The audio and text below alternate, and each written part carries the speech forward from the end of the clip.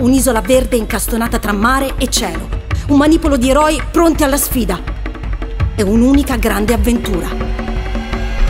Benvenuti a The Secrets of Elba, il backstage. Ciao, siamo qui pronti a far partire il render del terzo episodio di Elba. Questo è un momento fatidico.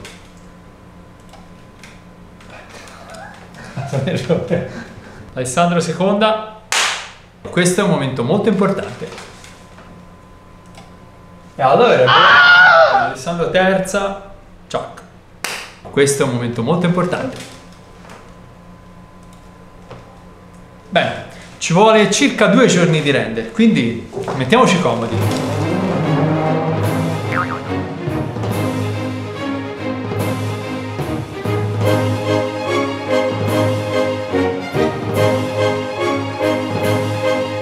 Problemi ce ne sono stati, cioè siamo abituati a sudarci delle cose.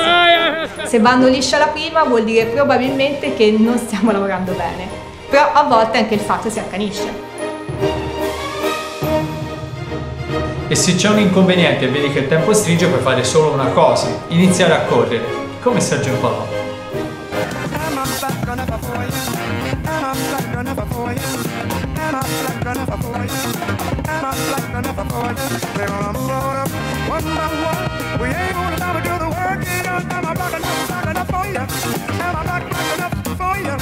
I ritmi delle riprese erano serratissimi, ogni inconveniente rischiava di provocare un ritardo che non potevamo assolutamente permetterci. Esempio, carovana di auto diretta a una location supramarciana, il Sentiero dell'Angelo, un sentiero sterrato. Ecco, quello è stato il nostro personale rally albano e guidavo io.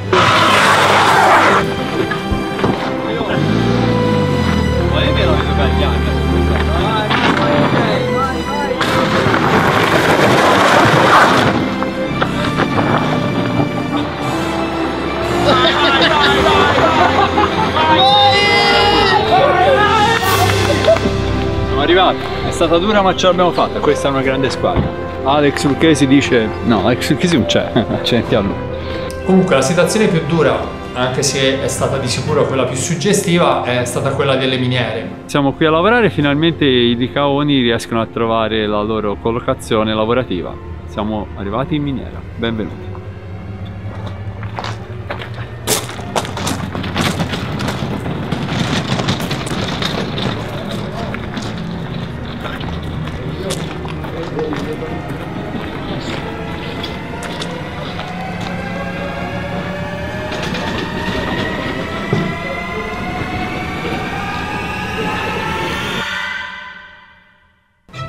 Licaoni in miniera, finalmente ci siamo arrivati, dai.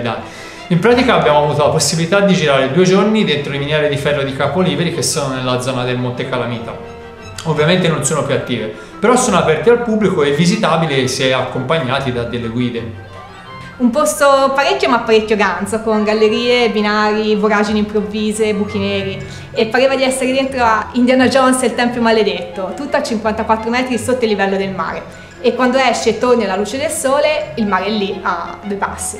Bello. Bello anche quando ti si rompe il cavo HDMI, che Francesca aveva comprato nuovo di pacca il primo giorno di riprese. Francesca Jones e il cavo maledetto. Si è rotto il cavo HDMI. Sì. Allora, ora intanto si gira così. Sta provando no, ora non andiamo a cercare colpe. Lì e non solo lì ci ha salvato Maurizio, il responsabile delle miniere. Venite dietro a me. Sì. Per tutti e 2 giorni di 7 Maurizio è stato l'uomo d'oro. E come la risolviamo questa saletta? Voi avete bisogno di tanta luce? Io ho un colpettino elettrogeno, però in galleria non abbiamo mai messo. Poi, al di là del singolo imprevisto, ci sono tutta una serie di difficoltà tecniche e pratiche che devi comunque mettere in conto. Per esempio abbiamo fatto un largo uso di uno stabilizzatore gimbal, però è necessario tararlo, bilanciarlo, provare il movimento prima con gli attori, coordinarsi con la troupe. Stiamo assemblando un attrezzo avveniristico ribattezzato il Trespolo. Serve per fare delle riprese fichissime e stabilizzate, cose che non avete mai visto prima, e le vedrete nel prossimo episodio di Elba. Per la scena dei Tirani a confronto, quando ci sono Leonardo e Sara, cioè Napoleone e Sara, che scappano dal paese e poi decidono di salire. Ecco, l'inizio doveva essere fatto con un unico movimento. Questo dettaglio mette una pressione molto più me di te l'assicuro. Però era la location dell'auto impantanata, mazzi vari, ritardi, e siamo arrivati che il sole stava scendendo. Allora? Pizza? Insalata? Le facciamo domani. Quindi tu saresti Bonape. Bonape. Sono l'ape più puzzolente. La peta. Mi piace? Questo è il mezzo. E abbiamo dovuto recuperare la scena altrove.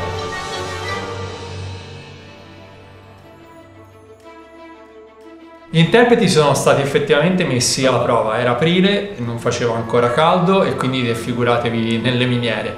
Ma la storia però è ambientata nel periodo estivo e quindi di conseguenza gli attori dovevano essere molto più leggeri come abiti. Denuncerò il paone. Ho preso freddo. Gelo, mi hanno portato in miniera. Margherita per esempio è sempre stata in camicetta e canottiera e ogni tanto la troupe faceva a turno per scaldarle le mani perché la coppola ha questa particolarità, ha le manine marmate, tipo cadavere. Scaldamano buon uomo. Il tuo riscaldamani personale. Solo 2,80 €. Funziona. Freddo e api, questi i nemici che avrebbero potuto minare l'interpretazione della coppola, ma non ce l'hanno fatta. Azione! Mentre Guglielmo sul set di Poggio ha dovuto affrontare dei demoni più interiori. C'è del problema, non sono la persona giusta da intervistare in questo momento. Io gli tengo lo zucchero. Io dell'urina e del tè, no, è il limone, perché oggi ha dei problemi interni. Diciamo che alla fine di questi giorni tutta la troupe era fisicamente provata. La quantità di farmaci acquistati ha coperto un bel ventaglio di casi clinici: diarrea, stitichezza, allergie, influenza, raucedine.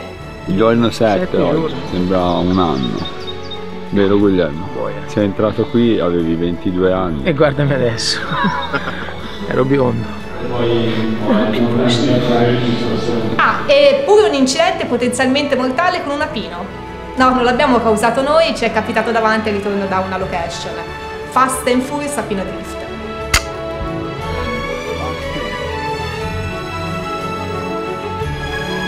Tanti, si sente?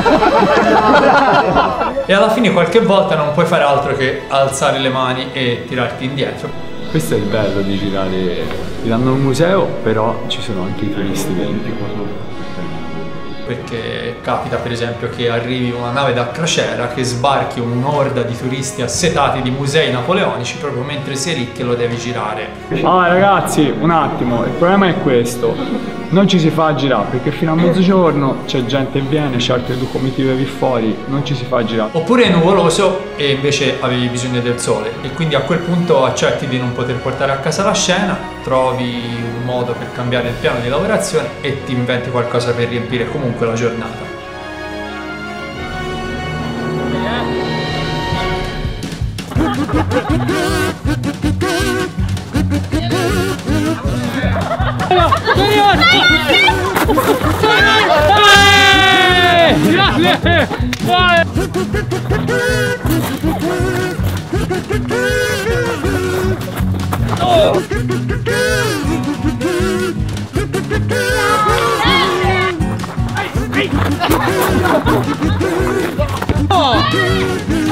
Violenza!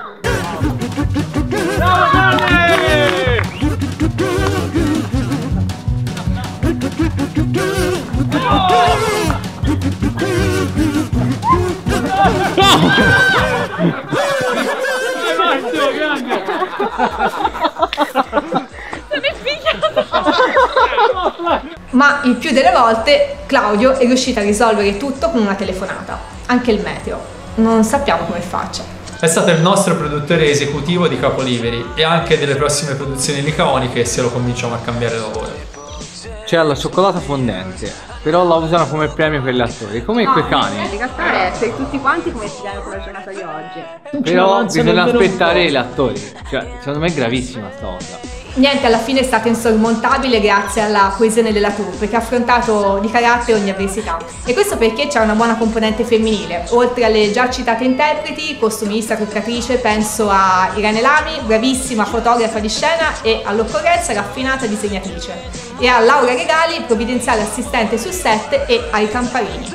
Però ci tengo a precisare che anche la componente maschile della troupe è stata all'altezza, ometti stoici e per niente lamentosi.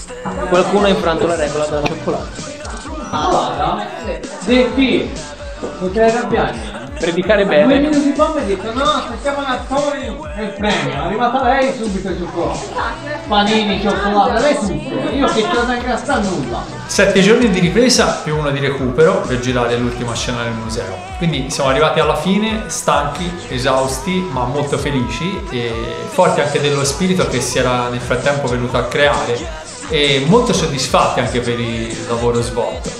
Arrivati a questo punto si trattava di salutare l'isola e buttarsi a pesce nella post-produzione.